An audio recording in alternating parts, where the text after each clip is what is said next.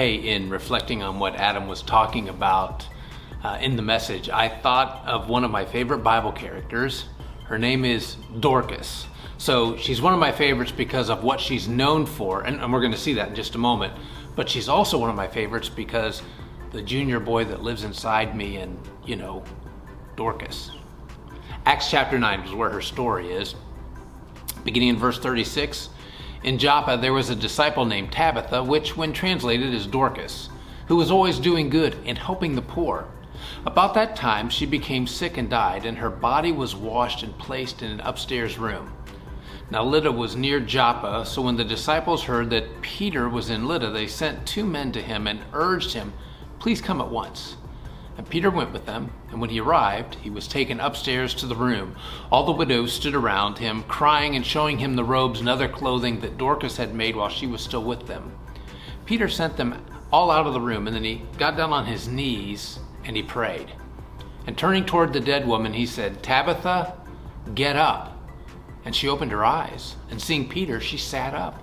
And he took her by the hand and helped her to her feet. Then he called the believers and the widows and presented her to them alive. And this became known all over Joppa, and many people believed in the Lord.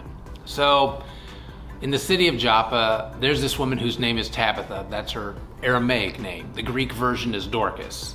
And there was nothing flashy about Tabitha. She never preached in the temple or addressed large crowds in the marketplace. She didn't baptize scores of people in the Jordan River. She wasn't the kind of person that you'd read about in the newspaper or see featured in the evening news. She was a behind-the-scenes kind of woman. But here's the thing I remember about her, and every time I hear her name, I think of it. Tabitha had a reputation in her city, and her reputation was that she was helpful. When she saw a need, if she could, she met it.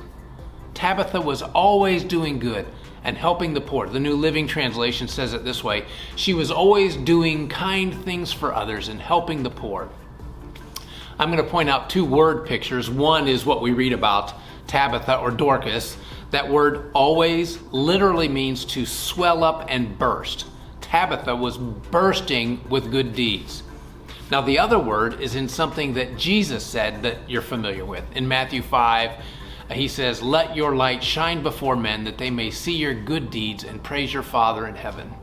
The word good means more than just good. It means good and beautiful. I point that out because doesn't that sound like what Tabitha did? I mean, there's something to be said for the attitude that if there's a need, maybe I can do something about it. Not, that's not my job. I'm not really gifted that way. Just seeing a need and meeting it.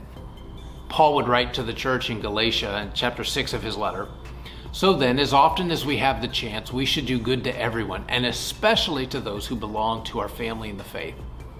Listen, you don't have to be uniquely equipped by God to help hurting people. You just need to look at people the way Jesus did, the way he still does. I love the way Peter Ustinov put it. He said, "Charity is more common than compassion. Charity is tax deductible. Compassion is time consuming." Some of our folks have been mentors in our school system.